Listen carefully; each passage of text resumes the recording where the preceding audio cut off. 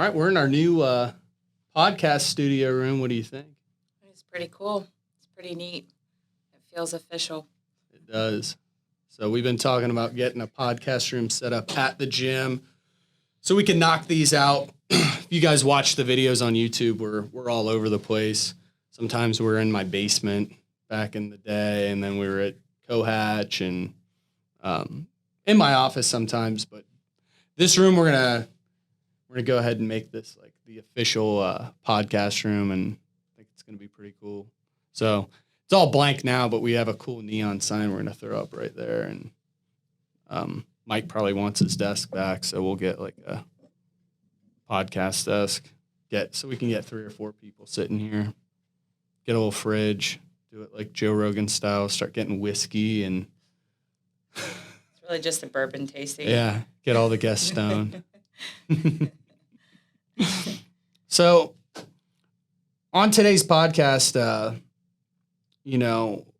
what Kate and I are thinking, and we want to do these more often and really start to open them up to higher level topics. We'll still get into, nerding out on strength cycles and all that type of stuff. But, as we get older and older and we've been in this business longer, the topics that we find ourselves talking about at the kitchen table, we talk about gym stuff all the time, is they get broader and more high level than, and they're really what we feel like most people care about more so than, nerding out on, the minutia of, a gymnastic movement or things like that. So, and diet for that matter as well, where I used to think the exact percentage of carbohydrates versus protein versus fat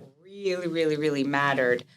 And I just don't believe that so much anymore. It all matters to a certain degree, but, what I feel really matters, I think what we both feel really matters more than anything else is what's in between your ears. And that's usually the main factor that holds someone back from attaining the goals that they want to attain, living the life that they want to live. They're their biggest barrier because that barrier is usually consistency. Whatever you're doing, if you do it consistently and you're trying to eat healthy, you're trying to work out in a manner that's productive and you're consistent, you'll get the results you want. Now, you might need a little bit of guidance along the way, but I find that people focus on the wrong thing and obsess over the wrong topics too much, too often. So what we're really trying to, I think, dive into is how to create a flow state. So when you've created that, everyone has that, like when you're in sports, like you're in the zone, but you can find that in life as well. And we just went on a retreat about a week ago, and that was, we were like playing around with, people would like, what's the theme of this? And it was a health and wellness retreat, but it's finding your intuition, and then really inevitably it's looking at finding a flow state, and that's what we were trying to create on that trip. And I really think we kind of nailed it in a way. Like the days just like flew by. It seemed like we got a week of stuff packed into the first 3 days, and just like we were flowing from one thing to the next. And I think a lot of the reason for that is we had a few of the days planned, and then we were just intuitive. And I think that's where especially like, people like us, and if we're speaking and you're listening to us, you're probably like this too. You're type A. You want everything to be super planned, super structured. You want to have the exact detailed map to get to your end result, and that's not really living. That's not really how life is supposed to be. That's not how bodies work. That the truth is, to develop an intuition and to understand your body is the best way to navigate being healthy, feeling good, whether that's having fun or literally like how your workout should look within a week, is just being more intuitive. So we kind of had a loose plan, but I didn't want to pigeonhole us into something that didn't make sense once we were there. Where if we're tired or people wanted to stay out a little later one night, we weren't forcing anything, and it was pretty neat. Everyone kind of voted to wake up and watch the sunrise every day. Yep. Which was awesome, and you almost became like addicted to that. So we were making sure we were in bed in time to do that and not feel horrible the next day. Well, even from the workout standpoint there, I'd planned everything around what the Tulum Jungle Gym had looked like 5 years ago. They've moved the thing 3 times since then. It's about a third of the size. The beach one, they have a location in town that's huge, but they'd moved a lot of stuff out, and it wasn't as large of a location. So I'm a huge planner. You guys always see I'm throwing the week of workouts out ahead of time. I'll throw 12 weeks of blocks of training at you guys. I really like to plan and nerd out on all of that stuff. And I had all our workouts planned when we got there. And then when I got there, I'm like, well, we're throwing that whole plan out. And I think it worked better. Right. So right. I was able to kind of see how I felt, read the group. And then as we're walking to the gym, I'd give us a brief on what we were going to do. And I could read the group top to bottom and craft a workout that we could all do. We're all going to get a lot out of using different pieces of equipment. I'm like, hey, we're going to do a push and a pull. You're going to build to a heavy 10 or whatever it was for that group. And everyone's doing something that looks a little bit different, but they were all getting this really good workout, and everyone felt great the whole week. No injuries. No one was like overly sore, but no one was also complaining like, that wasn't hard. Everyone was like slapping high fives at the end of every workout. And like, that's like what you want at the end of each thing, not where it's like you're brain fogged and we can't have fun on the trip anymore. So. Absolutely. Now, I did have to catch Lexi and Maddie trying to sneak back for an extra workout, but yeah.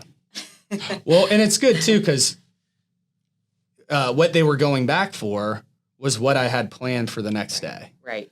And so, in bringing that up, I also want to talk about like what we struggle with, what keeps us from the flow state. And we want to talk about our struggles. We want to share that in how we're learning to overcome some of our tendencies, whether that's to be obsessive over something that doesn't really matter, worrying about things that don't really matter, and disrupting that flow. So if you think about a flow state, it exists without fears. Fears are irrational, right? If you have a fear, that's of something that has not happened before. And we always say, well, it's a healthy fear. But, I've really thought about this deeply over maybe the last year. There are really no healthy fears. That disrupts your natural flow in life. And if you're present, you can get an intuition about something you should adjust that will keep you out of harm's way. But, kind of bringing that up, when you went to Tulum Jungle Gym and we saw the gym was all changed around, your first reaction was not, oh, this will be awesome.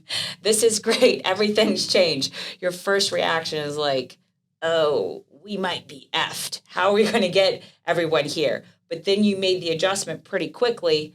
You know what? We're just going to roll with this. We're going to roll with it. And it's kind of taking those times in life where you see something as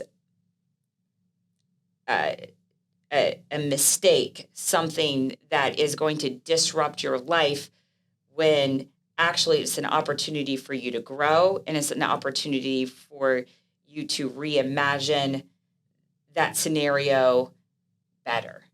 And I don't believe really in mistakes. I don't really believe in randomness. I think everything has its purpose to for the most part, besides, horrible, tragic events.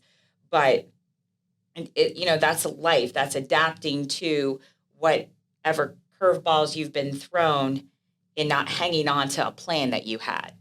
Because that's not living life. That's watching a movie or playing out some sort of plan you had for your life when you were in your teens that you thought would look the best. And we all do that to some extent, whether it's, the age that we're going to get married or have kids, or, it's not a mistake when it doesn't play out exactly how we have planned. Well, and everyone, if you can think back, it may even be happening now. If you can think back to when maybe you have something overly planned and then something happens and it doesn't feel right anymore. It's not working. You can tell that if you were able to like shift gears into what naturally the way you should be going, whether it's training, a career, a relationship, if you're able to actually, think of like a train when it just shifts the track. If you're able to just go with it instead of just like trying to grind against the thing that you were, it always works much better that way. I have always had issues with that with training. So I'll have a plan. I have a long plan. I'll have goals. I like to set goals. I like to compete in things, whether it's like CrossFit or running races or whatever it is. And so if something starts to go awry in this plan, it really rattles me. And what I've really tried to do, and I think I'm starting to get better at it at 40, a little bit better at it, is if something's not perfect, you take a little injury, you have to roll with it and not necessarily quit what you're doing, but understand like, hey, that's a curveball you're going to get thrown. If this hurts, work on the things you can work on. So if it's a workout, like you tweak your shoulder, like, hey, this is a great time to work on your back and legs, And usually that's your body telling you something. Mm-hmm. So I just had a client in my office this morning who just hurt her shoulder. And it's kind of interesting because she also wants to work on this area of her back. And she's getting pretty lean at this point. And I just told her today, I said, I know you want to work on this area of your back. I think your shoulder is injured because your lats and your lower traps are too weak and your shoulders are, moved forward in their socket, which is always putting more pressure on them. But you might have hurt your shoulder as a way of your body talking to you like, hey, we need more attention back here. We need to work on the posterior chain. Yep. We need to do this. So I really don't believe in mistakes. I think it's your body trying to tell you something. And oftentimes injuries are our bodies trying to tell us, relax. It might not even be in that workout necessarily, but outside of it, relax more. Don't control so much. Try to just go with the flow. And I really believe your body speaks to you. Yep. I know one of my reoccurring injuries is a hamstring pull, and I'll start to have this sciatic shooting pain down my left hip. And now I've learned when that happens, I don't look at my training at all. It's such a reoccurring chronic injury that I know it's entirely linked to like my mental state. Mm-hmm. So I start looking at, okay, what's my last 3 or 4 days been like? Have I meditated? Have I been running around too much? Am I trying to force something that doesn't need to happen? And it's usually some project I'm starting at home that really doesn't need to happen. Something I'm stressing out about that's just unnecessary. It's undue unnecessary stress, or just something I'm fearing.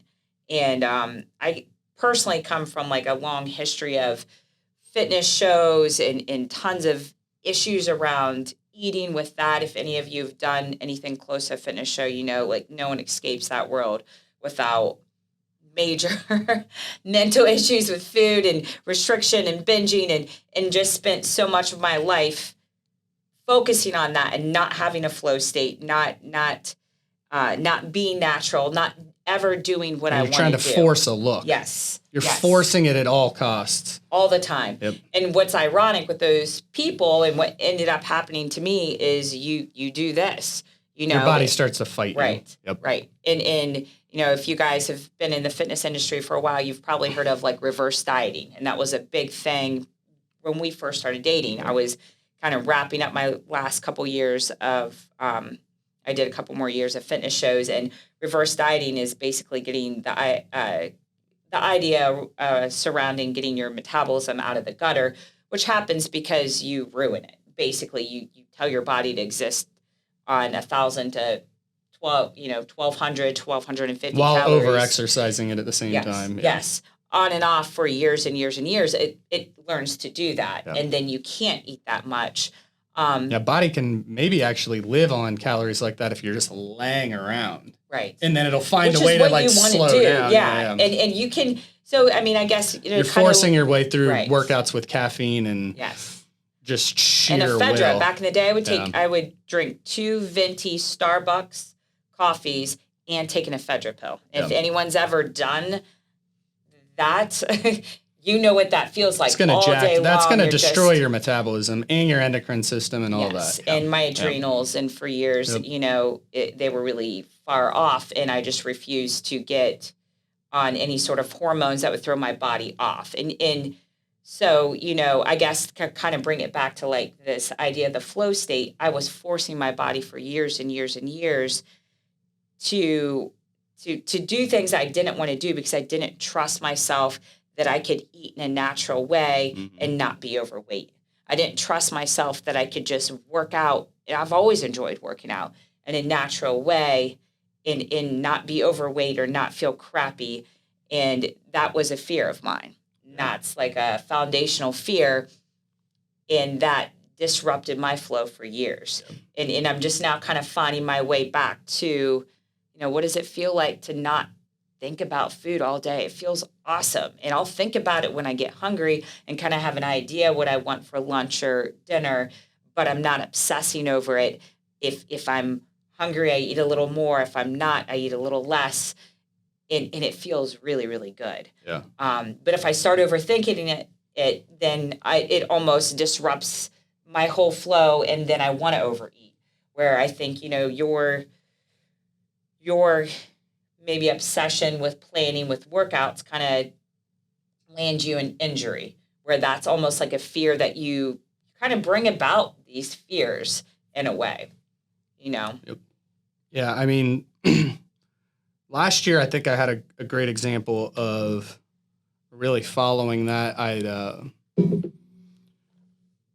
Sometimes you have to really zoom out actually over more than a few months or even a year, where I really dove back into CrossFit in a way where after I had done competing in CrossFit, I did some jiu-jitsu and then our Power Hour program for a while, and then dove fully back into CrossFit 5 days a week for about 4 straight years.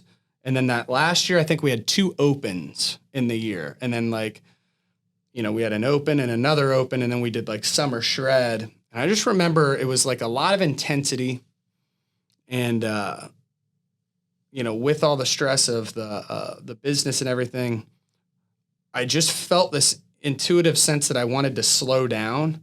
And so I just moved over to Power Hour class. I'm like, they're starting a new cycle. I'm going to jump in and do a full 12-week cycle of this.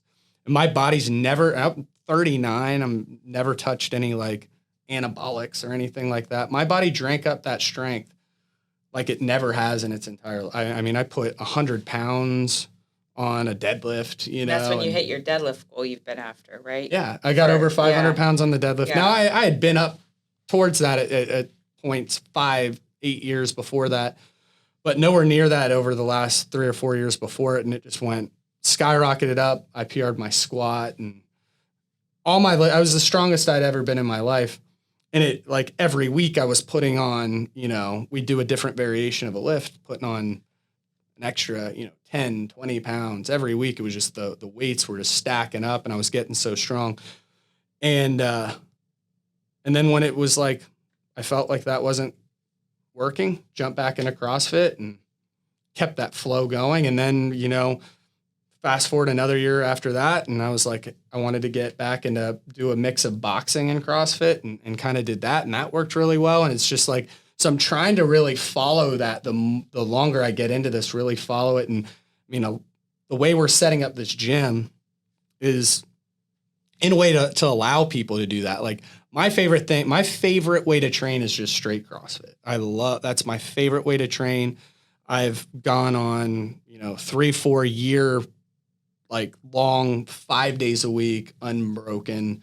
But every once in a while, it's a lot of like explosiveness, things like that. I'm like, I got to slow down.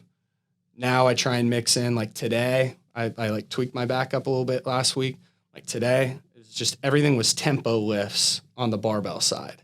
Because it was an explosive workout with the front squats. Yeah. And I love CrossFit, but I love to go in and compete. And, something we were discussing a couple of weeks ago where like, hey, Kate, you got to sometimes be okay with being you can't like, go in there like it's the open middle every of the workout. pack. Yeah. And even though I could do it and it's there and I can really take my mind someplace. Yep. And I really pride myself in like running my head through the wall no matter how I feel. It's not always the best because I will be dead on my feet the rest of the day. So, we're not just here to share all of our success stories. Sure. We also want to share like, we've learned this through constant failure. Right. And even current constant failure. And I'm listening to the last couple of years and you have succeeded overall, but I was with you in the midst of all that. And, and it was tough. So the day you woke up to PR your deadlift, you were maxing out. We didn't sleep the night before. I think our daughter Charlotte was up all night. I slept in the closet and she was in bed with you. I was on the ground in the closet and I slept for an hour and a half, but it was the day we're in a total.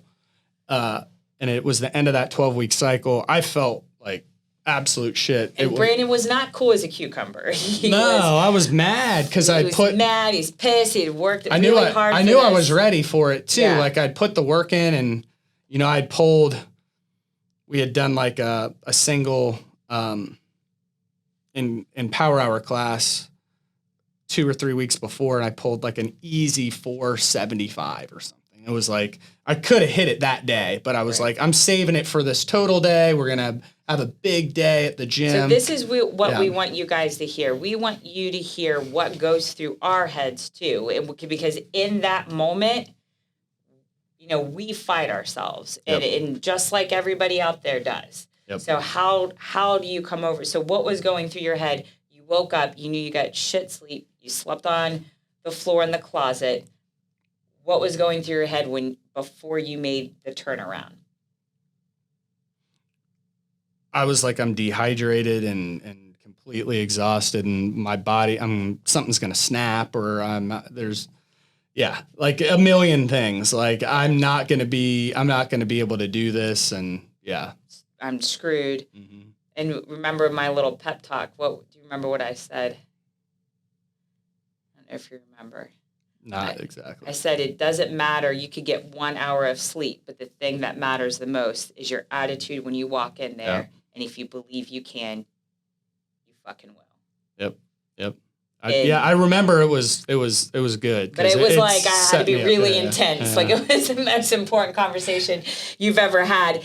But this is lifting weights in a CrossFit class. This isn't. But it was an important goal to you. Yeah. And that's the thing. Yeah. Like this is, but like when you zoom out, it's like right. We're working out in the gym, but it's like. But these things matter. They do. And so that's where if you guys are here listening to this, you might think, oh, this doesn't matter. I have this goal to PR my 5K and. So-and-so has done it in less than 20 minutes. Mine is less than 25.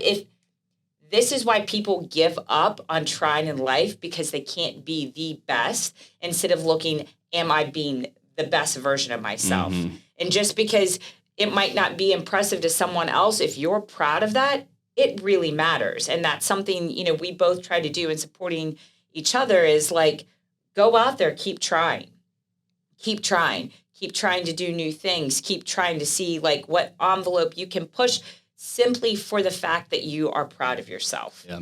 And so that was a big deal for you. Yeah. It was a big deal for you to come back and box again. But you battled probably no less than, 3 like real intense times where your shoulder was messed up. Sure. And you were, it was tough. How did you pull yourself out of that? It was hard. There was like, there's a couple nagging injuries that really had me nervous with that. And they're small, but like whenever you're doing a sport, like a little thing that you're using, it's always that hurts, and it makes you underperform with that. You gave me great advice. It was like, just keep going, keep getting in the work, keep getting in the practice. Everything else you're doing, try not to irritate it and do things like that. And once we got out there, about 3 days beforehand, I remember talking to Mandy. I was getting needled and stuff. I was like, I'm ready to go. Like, everything's ready to rock and roll. Like, not everything's perfect. There's a little this or that. That's with any sport. I don't think I've ever gone into a competition. And I was just going to say, and this, to kind of bring this up again and how it relates to the flow state, I think what I see people do is they make too large of changes. Yep. They want to say, I cannot box at all. Part of injuries, there's such a psychological tie, and you wanted to deadlift really, a great weight. You wanted to PR that day. So when you have a lot of pressure on yourself, there's going to be there's always a psychological component to pain. So if I hurt my knee, there's a signal from my knee to my brain that my knee is injured, and then I have to decide the severity of that injury. Mm-hmm. And it is never black or white, never. I bet if you're a bowler, that knee injury isn't going to hurt nearly as much as if you were an Olympic weightlifter. Right. Even if it hurts the same amount, or if it's the same knee injury. Because you're focusing on it more. Yeah, you're testing out that area. You're focusing on it more. Yeah. So, that was part of my advice to Brandon is you're not missing a practice. You're not missing a practice. You might need to pull back here, pull back there, or someone was playing baseball at the time and he was pitching for the games. I'm like, that's an easy thing you can take out for the next 4 weeks. Yep. But you need to teach your body it's safe. And so, that's important, and that's a little tricky to do sometimes. If you have an acute injury, you might need to stay off that. Like if you twist your ankle, you might need to stay off your ankle for a little while. But there becomes a very important period of time very soon where you need to teach your body it's safe to use that muscle group, to use that joint, and you do that from simply doing the activity in a little bit safer way. Yep. But these are reasons why people lose their goals. This is reasons why people stop trying, because they think they can't. They think, well, my body's not durable. These are things that you've said to yourself. Sure. I can't compete in CrossFit anymore. My body's not durable. Like, maybe other people, this is all a bunch of bullshit. And most of our limiting factors are our own thoughts that are bullshit fears that keep us from attaining what we want to attain. You can apply that to a lot of other things in life as well, and just living life in general. So like creating that flow state, it's not, I think workouts, if we just keep zooming out here, workouts are a huge part of creating a lifelong or a flow state just in your life in general. Even people who, if they like working out or training is something that doesn't interest them at all, like if you don't have a healthy body, like you're not going to have a healthy mind. You're not going to have a great, healthy mood if you're not moving blood through your body and you don't feel serotonin. If you don't feel good, like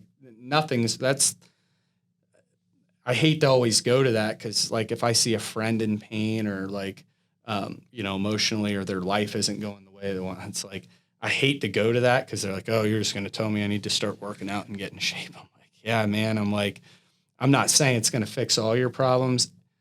You getting fit and confident, it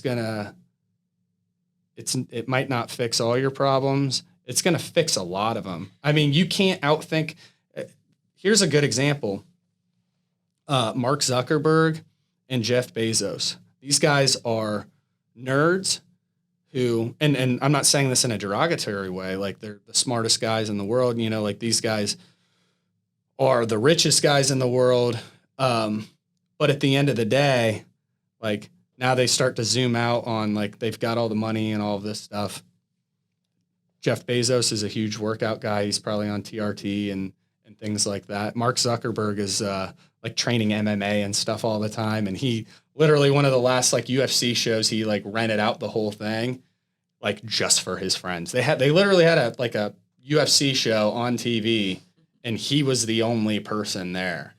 And that he's in it. So when it really boils down to it, like even at the top nerdy, like, you know, the smartest guys in the world, like they figure out like, you know, well, they're smart, right? Yeah. Having that health and fitness is such a big component of being this well-rounded person and creating this flow state in it's life. Because, I mean, I think the largest piece of that is you feel good about yourself. Yep. And when you feel good about yourself, when you're taking care of yourself, then it changes your entire perspective on life. And you know, that's why I think I've read so many books on, you know, basically bettering yourself, self-improvement, discipline, just anything that makes you want to be a better person. And one of kind of like a consistent theme that I always see is like make your bed in the morning. And I used to always think, what the hell does that matter? We're still not great about making our bed, but anytime I do, I actually feel really proud of myself when I come home and I see the bed made and I'm like, you know, you're a good person. I don't know why because I will always work out, but when I make the bed, I'm like, you know what? You're not just kind of a selfish, like lazy person outside of workouts. Like you care and you're trying to make other parts of your life nice as well. And it all matters. It all matters. It's more about you feeling good about yourself and being proud of the effort you put in rather than the exact way you look, or it should be. And it's all about how you feel about yourself and what you're putting out there. And that in turn crosses over into everything else you do in life, from making friends, from being successful in your career. When you're confident and you feel good about yourself, you can look someone in the eyes and speak to them and not be in your own head. And that, you know, that was another thing I wanted to bring up about flow state, like what keeps us from the flow state. So injuries, our fears, a lot of our fears about other people. So you cannot be in a flow state if you're always worried about what other people think about you. Yep. And that goes for workouts too. And we own a CrossFit gym, but to all you diehard CrossFitters out there, there's other ways to work out. I mean, I was a runner for years and years and years. That was awesome. I did old school bodybuilding for years and years and years. That was highly effective. I got a little bored at times, but it's very, very effective. There's other ways to train if something's not serving you anymore. So I think when it comes to flow state, two things that really I think where I've had issues in the past, and I'll kind of explain it, is if you get lazy or if you get greedy. So, and it's not just with training, it's just in everything. So if you're lazy and you want to like escape pain, so, you know, I can think back in like my late high school, college, you know, you're going out, you're drinking and you're hungover and you want to like escape pain. So you're just going to lay around and you're going to be lazy. And then you're going to ride this roller coaster of, then you're going to be kind of like feel depressed and not feel good about yourself. And you're never going to feel good, but you can always like, being lazy can kind of numb yourself to it. Then in the other token, it's being greedy. So it's like when I first got into like training and working out, and especially for me, CrossFit is what hit the light bulb. I liked working out. I had trained, done, you know, I competed in boxing and done some stuff before CrossFit. That was the light bulb when I got more results in 6 months than I had in 7 years before that, like that. But then I got greedy, tried to hit a home run with every workout. It was like, I'm going to PR a deadlift every time I deadlift. Every workout is just going to be the maximum intensity because that's what's going to get me this ultimate result. And then you start to get banged up, hurt, or just exhausted and tired. And then you got to find, again, that middle ground and that flow state. And it's a tricky balance because it's a moving target. So it moves with your sleep, it moves with your lifestyle, it moves with your age. And what I can attribute to falling out of it every time, it's greed or laziness. Every single time, when I fall out of that nice flow, it's because I got lazy. That doesn't happen, honestly, as often more now. Yeah. It's going to be I get greedy with trying to juggle too many things, whether it's I'm trying to work too much at the gym and work out too much, have conflicting training goals. Like I want to get strong and really fast and get my car, like you start having like extremely conflicting goals. That's getting greedy. And it's the greediness in training where now I've figured out like have like one focus or just be nice and even middle ground all the way around. Yeah. And where I've noticed where I have kind of erred is when I'm actually in a flow state and everything feels easy and I'm really kicking ass in all aspects of life. And then I'm like, this is too easy. Like the everything feels good. I need to like go bigger with the business, or I need to lift more weight, or I need to set like a goal that like, in CrossFit that is maybe like not going to serve me well with all the other stuff I have going on. And then that will knock me out of it. I'll take an injury or just push all my chips into one thing that really just kind of makes my life go haywire. So it's that's a really good, I think a lot of us struggle with that. And I think there's an emotion that matches that. Do you feel like what that, like if when you're in a good flow state and you want to go for this, what is that? Anxiety. So would it, and I'll do that. I'll do that when life's too good, but I'll usually do it.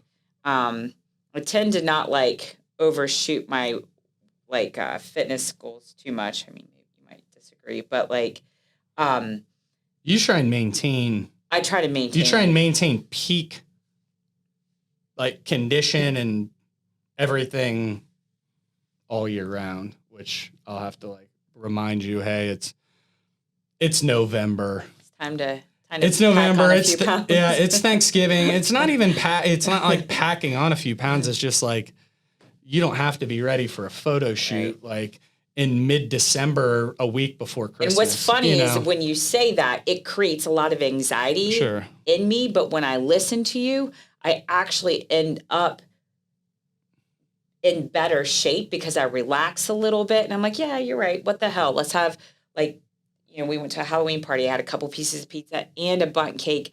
And I woke up the next day and I'm like, oh shit, this is going to sucked away. And I'm like, I'm actually the exact same. Sure. If I can just relax, I don't overdo it. But if I try to avoid it, then that's when I always overdo it. Yep. And I think, just to kind of come back to like that, sometimes when life is too good, we all tend to mess it up. And I think it's that we could really go deep on this. I think it's several things. I think it's just the general anxiety. This feels weird to have it be easy instead of enjoying that moment because there's probably something else that's coming right around the corner. Sure. Something will knock you off it regardless. Yes. Whether it's, just don't do it to yourself. Right. And that's what we always do. We always knock ourselves out of it. Yeah. It's like, you'll find a way to knock yourself out of it. Right. And I think if this podcast can serve as anything, if you find yourself in a flow where everything feels good, you're making some consistent progress, or just you simply feel good with your balance of like training and work and dating or marriage and kids, like if all that's in flow and balance, I think society or something, maybe Instagram or whatever it is, always tells us we need to, like, this isn't good enough, or even though we are happy and, you'll look back in a year like, man, what can I do to get back to that? Like, if you're there, there's something to just enjoying that time there. And if you find yourself in that flow, try and make it last as long as you can. So, Right. yeah. And I think that would be even like a good topic for next time is like maybe diving deeper into the psychology of like why we don't allow ourselves to enjoy that. You know, Sure. what goes if we go cut through a few more layers. Again, a lot of us that are really driven to work out, work hard, type A personalities, we tend to be our own worst enemies. Yeah. Where, you know, we might have some friends that are a little more laid back that seem to enjoy life more as well. So Yeah. that might be a good topic too. Well, we're gonna be doing these more often since we're set up here in the right here in the gym, and look for these to be dropping on Mondays. All right. We'll catch you next time.